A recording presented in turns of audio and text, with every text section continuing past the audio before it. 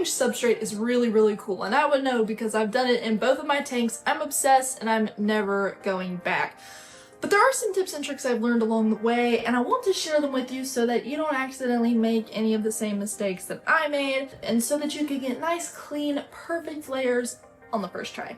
So let's go ahead and hop into it. But before I go into any of the actual points, I do want to mention, just in case you don't know what layering substrate is, generally layering substrate has to do with planted substrate. So when you get a planted substrate like fluval stratum, it's very dark, it's usually clay or dirt based, it's very dirty, very powdery, very dark. But it's super duper beneficial to any rooted plants that you have in your tank. It keeps them healthy for a long time and they love it. But because it's really dark and really dirty, if you like a nice bright tank, then you will want to cap it with some lighter substrate, namely sand. I have capped both of mine in my tank with a nice white layer of sand. I'll have that linked in the description for you, and it has worked like a charm. It makes my tank look really nice. I can still have the planted substrate for my rooted plants, but I don't have to worry about kicking up any dust or dirt, and it's just really up-leveled my tank, so that's all I can say. And I honestly think that the results speak for themselves. Let's go ahead and get into the tips on how to maintain and keep a perfect layered substrate. First of all, you don't need to wash your planted substrate. When you first setting up your tank, usually you want to wash your substrate and get it all nice and washed. And for the sand, you do, and it is really beneficial to wash the sand for your tank. That's going to go on the top layer. But as far as the planted substrate goes, rinsing it is going to do absolutely nothing. And I would know because I've done it a few times. For some reason, I was thinking it was a lot like gravel or sand, where when you rinse it, it just gets rid of that dust and debris on the surface and that's it. Because planted substrate is made up of clay and dirt and such, rinsing it is like rinsing dirt from your backyard. It's not going to do anything. It's just going to keep being muddy and muddy and muddy and muddy until all the dirt is gone. So you don't need to rinse it because it's not going to do anything. So go ahead and pour that right into your tank, just like I did with my most recent tank, Scape, which by the way you can watch up here if you want to see that in action. I do just realize that I mentioned rinsing your sand, but I totally forgot I did not do that for this tank when I set it up. I actually just poured it in dry because it allowed me to really smooth it out and make a nice clean layer. So when you're first setting up your tank, you actually don't have to rinse either. It does make the setup easier. I did that for this tank, but it ended up just being better to just pour it in straight. When I said rinsing it, I was remembering when I refreshed the layer of this substrate, which is something you can do after a while. It will turn darker.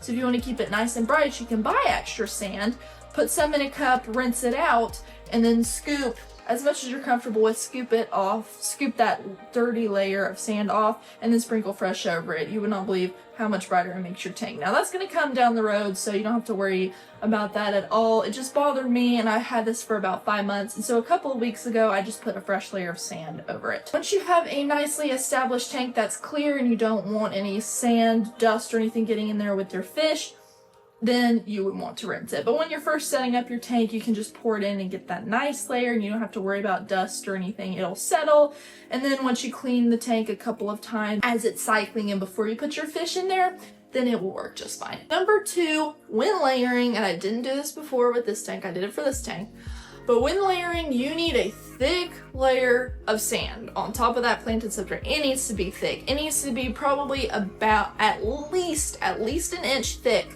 of the sand alone. 1.5 to 2 would also be beneficial. Usually, for some reason, I build a slope a little bit, so there's more sand in the back than I have in the front. So whether or not you build a slope or keep it flat, that's up to you. But make sure the lowest point is still at least an inch thick. Maybe a little more if you want to go overboard. Now, why is this important, you may be wondering? Well, when you are performing water changes throughout the life cycle of your tank, that sand is going to get disturbed a little bit. Some of it's going to move, especially as you siphon it, and then once you're done with tank maintenance, you just scrape it flat. You can use a flattening tool, whatever. But as you pour new water in and you perform water changes, it's going to get a little bit messed up. The problem with that, if you have a thin layer, is that it's going to disturb it so much that that planted substrate is going to start rising to the surface. And then what's going to happen is, instead of a nice clean layer, you're going to start having pebbles of the planted substrate pop up from time to time as you're siphoning. And that's what I've had happen with this tank. It's not my favorite.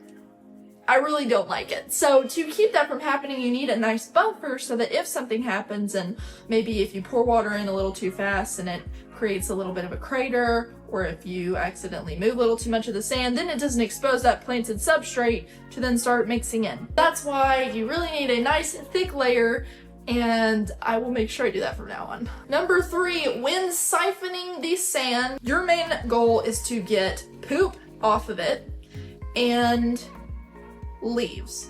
Now, because you're using sand, since it is a layered substrate, you don't have to jab that siphon down deep in there like you would if you were using gravel, because sand really doesn't have any crevices. It's pretty much one nice, smooth, flat layer.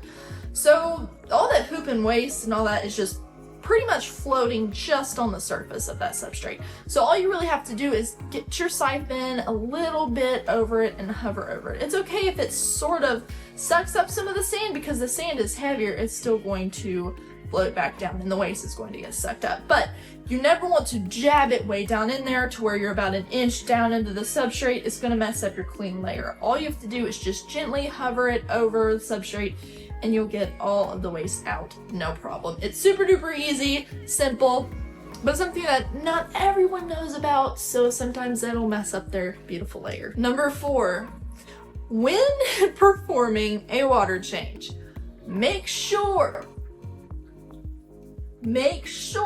that you pour that water in slowly. One of my favorite methods is to actually take the pot I have of fresh water, elevate it a bit on my leg so that the water is higher than the water in my tank.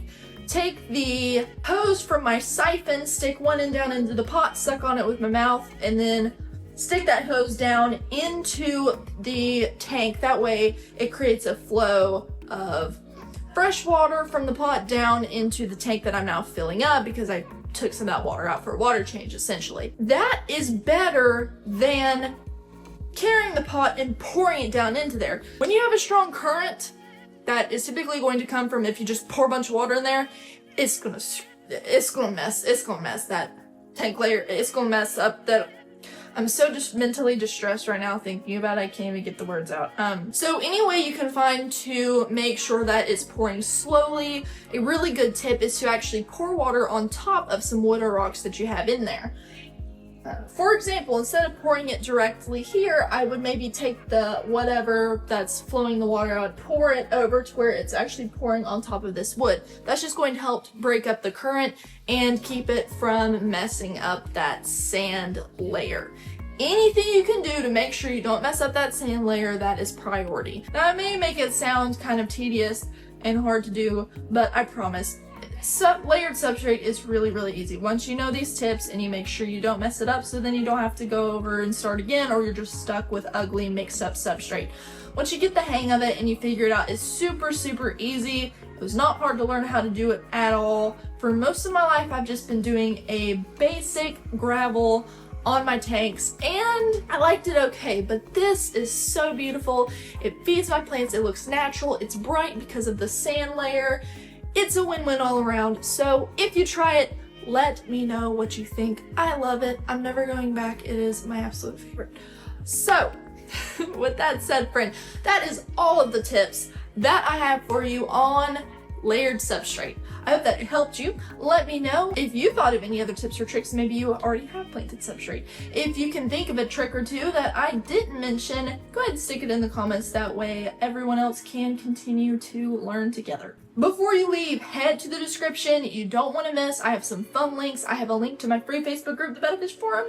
You don't want to miss out. We just hit 10,000 members. It's super, super awesome in there. People are posting every single day, sharing their bettas, introducing themselves, asking questions, helping people out. It's truly the best place to be. Bit of a disclaimer, if there's any bullying, any rude comments, those people are booted out immediately. So unlike all of the other groups on Facebook, I and a friend who is co-admin will not allow it. We will kick you out. She especially just will not take any crap. So if you're not a member of that yet, I highly suggest that you are, because it is a wonderful, wonderful, friendly, and welcoming place to learn. I also have a link to a guide that you can go and grab and download right now if you haven't yet, so make sure you don't miss out on that either.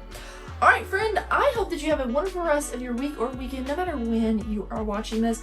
God bless you. Hope to see you soon, and have a wonderful day.